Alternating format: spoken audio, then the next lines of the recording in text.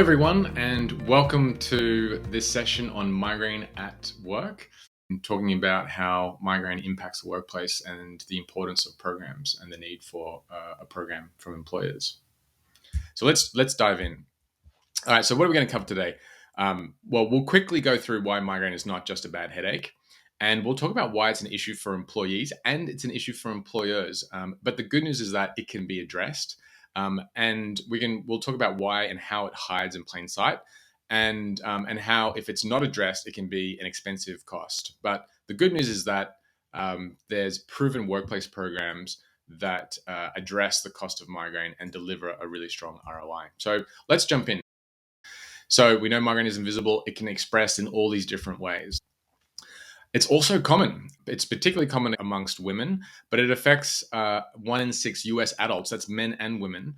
And it's the second leading cause of global disability, the second leading cause. That is huge. And most people with migraine, don't really realize how big an impact. It is more common than asthma, diabetes, and epilepsy combined.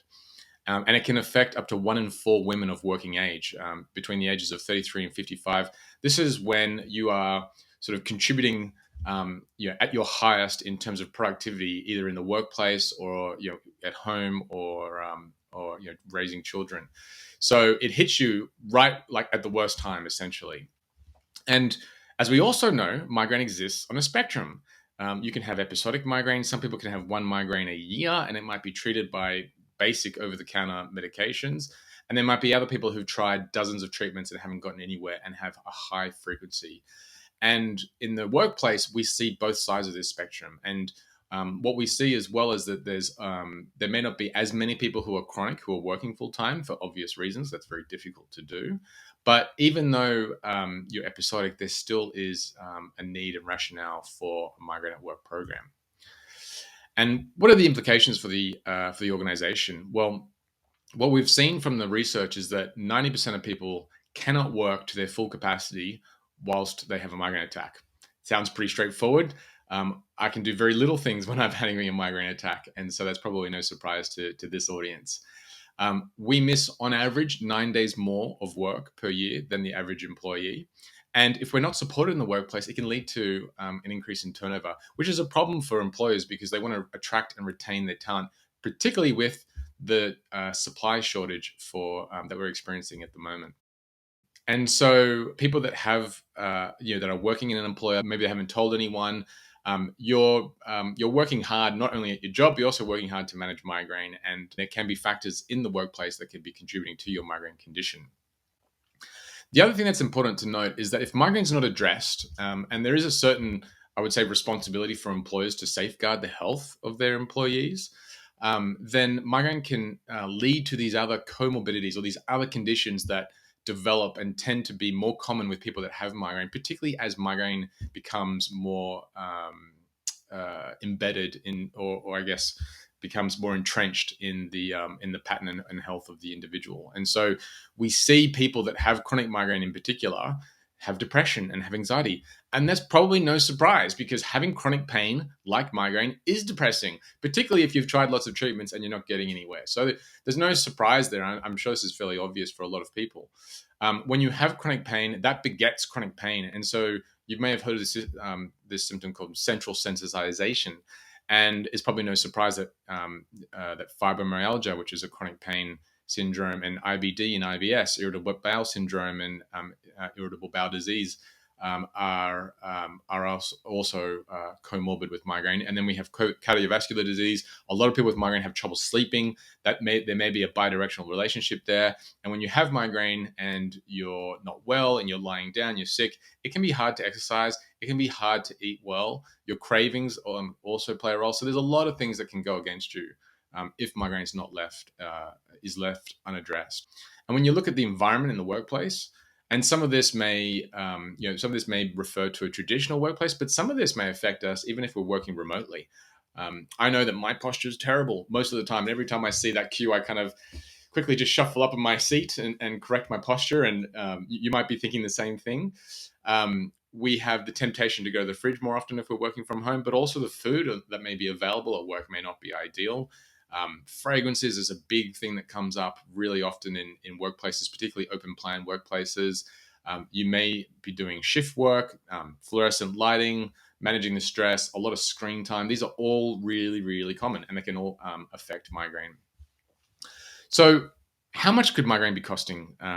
Could be costing you? Well, for every 1,000 employees, migraine can cost about $84,000 is what is assumed here. And depending on the industry, that can go up quite significantly. On the lower end, you're probably at $65,000 per 1,000 people. And if you're in a higher paying industry like finance or banking, it can be almost double that. Or over double that. So have a think about what industry you or people you know are working in, and the cost and how many employees there are. So if you have 10,000 employees, you're looking at over $1 million of cost, essentially, or around $1 million of cost. So it is a significant cost for employers.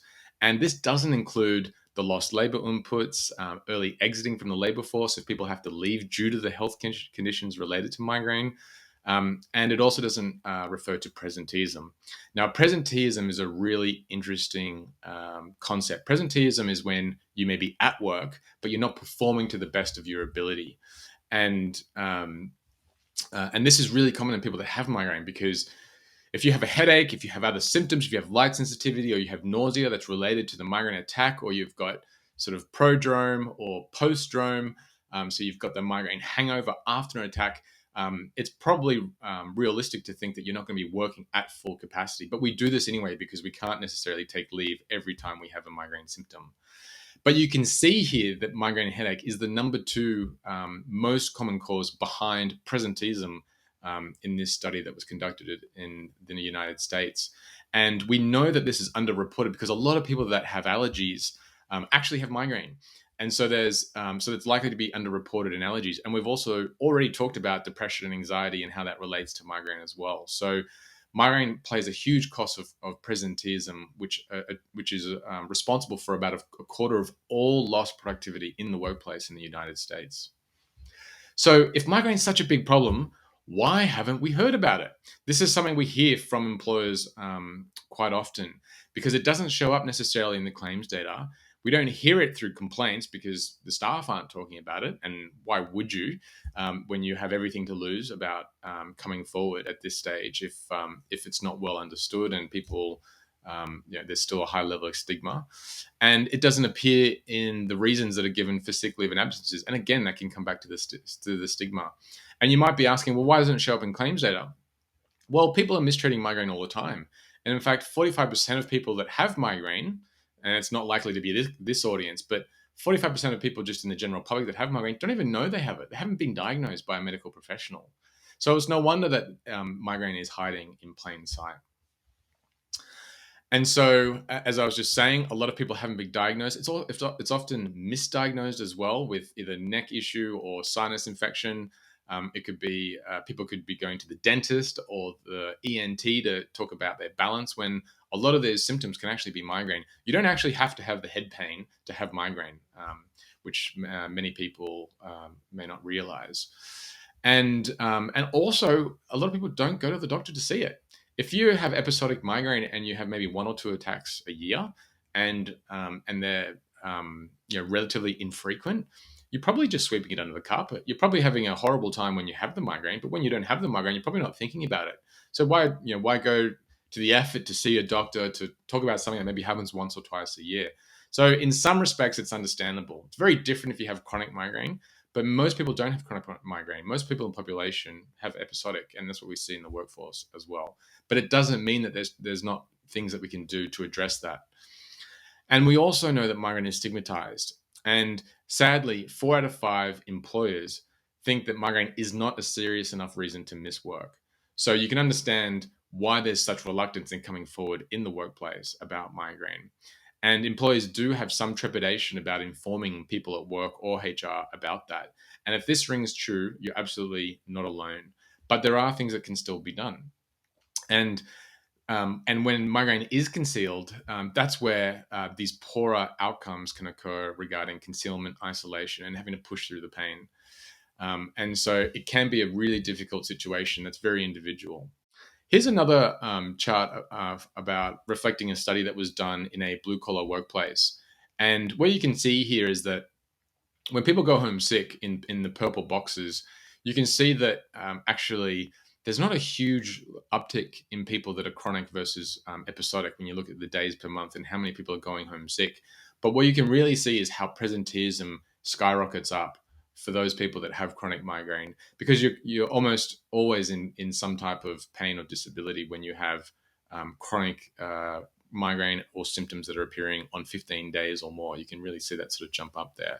Now, having said all this about people that have migraine, we don't want people to think that, well, why would you ever hire someone who has migraine? That is not the case at all. Some of your best talent and your best employees may be people with migraine. And in fact, if 1 in 4 women of working age have migraine, then it's unavoidable that you're hiring people and having people that have migraine. And people that have migraine that are dealing with these issues are learning unavoidably about time management, about resilience, flexibility, compassion, being resourceful, being committed by working as well as juggling these personal health issues. And so these are innate skills that people with migraine learn. It's like walking through the rain and not getting a drop on you. These are skills that you have to develop if you have migraine and you're working, because otherwise you're not able to survive. So I would encourage you to go out and encourage people that have health conditions, that have a track record of performance and success, because they may be absolutely some of your best talent. And that's certainly been the case in my experience and the teams that I work with, which are almost all people that have migraine. And so we know migraine takes a toll on the individual, and we know that personally. But in reality, it's the organization that picks up the bulk of the bill, and that comes through the costs of presenteeism. And we'll talk a little bit more about that. Migraine is also a DEI issue, diversity, equity, and inclusion issue. We know that it adversely affects these other populations more than it does for the white Caucasian female. So if you're African American, the likelihood of you getting diagnosed or seeking care is much lower. Same from people people with Latin American descent. We know that vets are 3 times more likely to have migraine than the average population. And we also know that migraine is covered under the ADA, but just 4% of companies consider it a disability. And so there is more that can be done by employers to support people living with migraine. And the good news is that there's so much we can do.